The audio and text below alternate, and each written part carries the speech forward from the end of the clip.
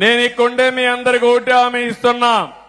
తిరుపతి గంగమ్మ, మల్లప్ప కొండ, బేటరాయ స్వామి ఆలయం, కనకనాశనమ్మ ఆలయం, రాళ్ల బదుగూరులో ఉండే కోదండ రామాలయం, యామగానపల్లి ధర్మరాజుల ఆలయం, ఇవన్నీ కూడా పెద్ద ఎత్తున అవసరమైతే డబ్బులు ఖర్చు పెట్టి అభివృద్ధి చేసే బాధ్యత నాది. మంచి దేవాలయాలుగా తయారు చేసి మీరు కూడా రోజంతా కష్టపడి మందుల షాపు పోకుండా, మద్యం షాపు పోకుండా దేవాలయానికి పోయే కార్యక్రమానికి శ్రీకారం చుడదాం. పుణ్యము పురుషార్థం రెండు దొరుకుతాయి. ఇది కాకుండా చిన్న చిన్న దేవాలయాలున్నాయి, 100 పైన ఉన్నాయి. అవసరమైతే ఓ దేవాలయానికి 10 లక్షలు 20 లక్షలు కావాలంటే ఇచ్చి పూర్తిగా అభివృద్ధి చేసే బాధ్యత తీసుకుంటాం. ఇది కాకుండా బీసీ, ఎస్సీ, ఎస్టీ హాస్టల్స్ ఉన్నాయి. హాస్టల్స్ అన్ని దెబ్బతిన్నాయి, చాలా ఇబ్బందుల్లో ఉన్నాయి. అవి కూడా బాగు చేసే బాధ్యత తీసుకుంటాను. ఇప్పుడే కలెక్టర్కి ఆదేశాలు ఇచ్చా. 1 వారంలో యాక్షన్ ప్లాన్ తయారు చేయండి. పేద పిల్లలు చదువుకునే హాస్టల్స్ గాని, కాలేజీలు గాని కనీస అవసరాలు ఇవ్వాల్సిన అవసరం ఉంది. వసతులు ఏర్పాటు చేయాలని చెప్పి చాలా స్పష్టంగా చెప్పాను. ఇంకో పక్క అన్ని గ్రామాలకు మొబైల్ ఫోన్లు. మా తల్లి అయితే ఫోన్ తీసుకొని మొత్తం షూటింగ్ చేస్తా ఉంది, మీటింగ్. కానీ ఇక్కడి నుంచి ఇంటికి పంపించాలంటే ఓసారి బ్యాండ్ విత్ లేకపోతే అక్కడికి పోయే పరిస్థితి ఉండదు. అందుకే అన్ని మారుమూల గ్రామాల్లో కూడా బ్రహ్మాండమైన నెట్వర్క్ ఉండేట్టుగా, బ్యాండ్ విత్ ఉండేట్టుగా చేసే బాధ్యత తీసుకుంటాం. ఇప్పటికి ఒక 4-5 గ్రామాల్లో లేదు, అది కూడా చేస్తాం. ఇప్పుడు మనం చూస్తే రామకుప్పం అటవీ ప్రాంతంలో గంజాయి కూడా సాగు చేస్తున్నారంటే ఈ వైఎస్ఆర్ కాంగ్రెస్ దొంగలు. అంటే గంజాయి పెరట్లో పండించే పరిస్థితికి వచ్చేశారు వీళ్లు. అందుకే ఉక్కు పాదం మోపతాం. గంజాయి ఎవడైనా ఎక్కడైనా సాగు చేసి నిన్ను మాత్రం వదిలిపెట్టమని చెప్పి మరొకసారి ఈ సభ ద్వారా హెచ్చరిస్తున్నా. నిన్నే ఒక కమిటీ కూడా ఇచ్చాను.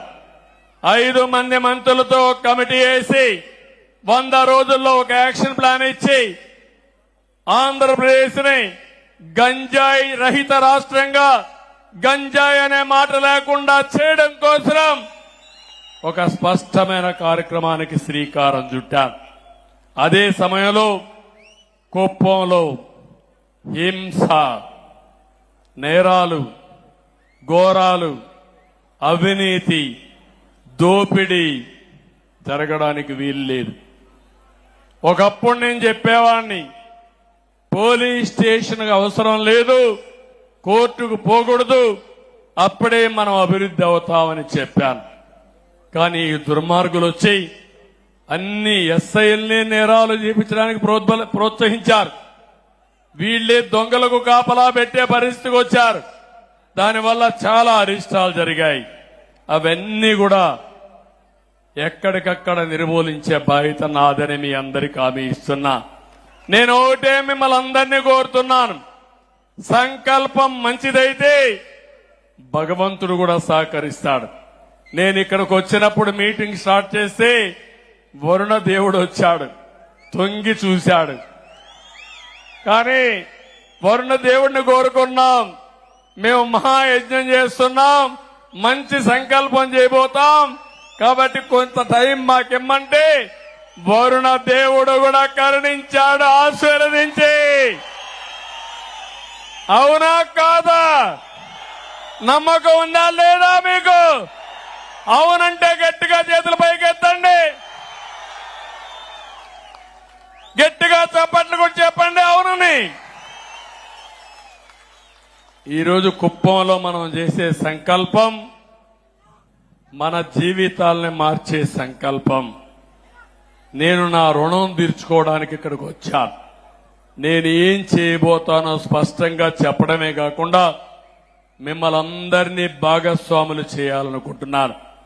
మొన్న ఎన్నికల్లో ఒక్కసారి మీరు ఆలోచిస్తే సమైక్య ఆంధ్రప్రదేశ్ లో కూడా కుప్పం ఎప్పుడు మొదటి 3 స్థానాల్లో ఉండేది మెజారిటీలో.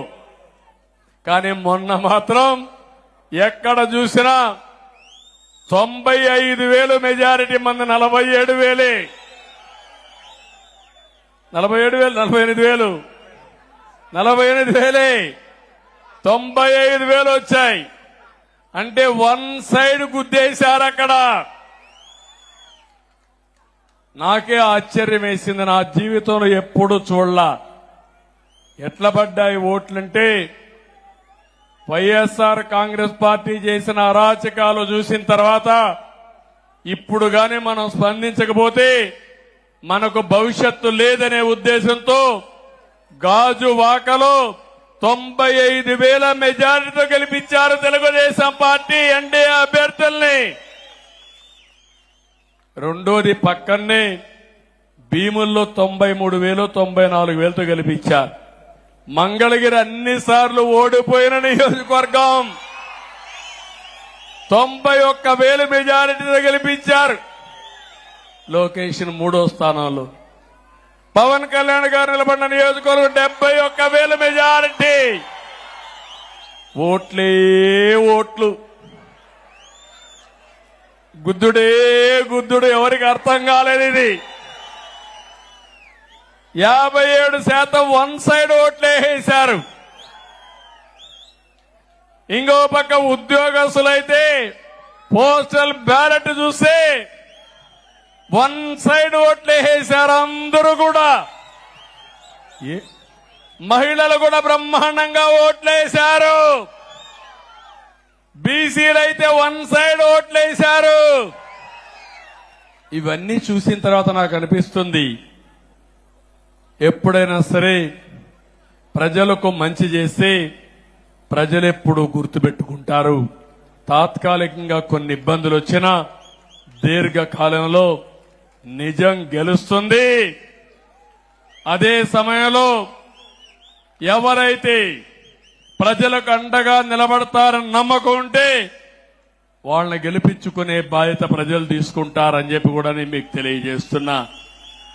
ఎంత దుర్మార్గులంటే వీళ్ళు, మా ఇంట్లో ఆడవాళ్ళు ఎప్పుడూ బయట వచ్చేవాళ్ళు కాదు. కడాన మా మిస్సెస్ కూడా కుప్పానికి వచ్చి మీకు క్యాంపెయిన్ చేసే పరిస్థితికి వచ్చింది. ఎప్పుడన్నా చూశారా? 40 ఏళ్లుగా ఎప్పుడన్నా వచ్చిందా ఆవిడ? ఎప్పుడు రాలేదు కదా. ఎప్పుడన్నా నామినేషన్లకు ఇంట్లో వాళ్ళు ఎవరన్నా వచ్చారా మా ఇంట్లో నుంచి? మీరే నా కుటుంబ సభ్యులు అనుకున్నా, మీరే నా బంధువులు అనుకున్నా, మీకే అప్పచెప్పా. మొన్న వీళ్ళు చేసిన అరాచకానికి ఇంట్లో ఆడవాళ్లు కూడా బయట వచ్చే పరిస్థితి వచ్చారు. అది మా కుటుంబం కూడా బయట వచ్చి క్యాంపెయిన్ చేసే పరిస్థితికి వచ్చింది. ఏదేమైనా ఇంకా రాబోయే రోజుల్లో అన్ని మంచి శకునాలే.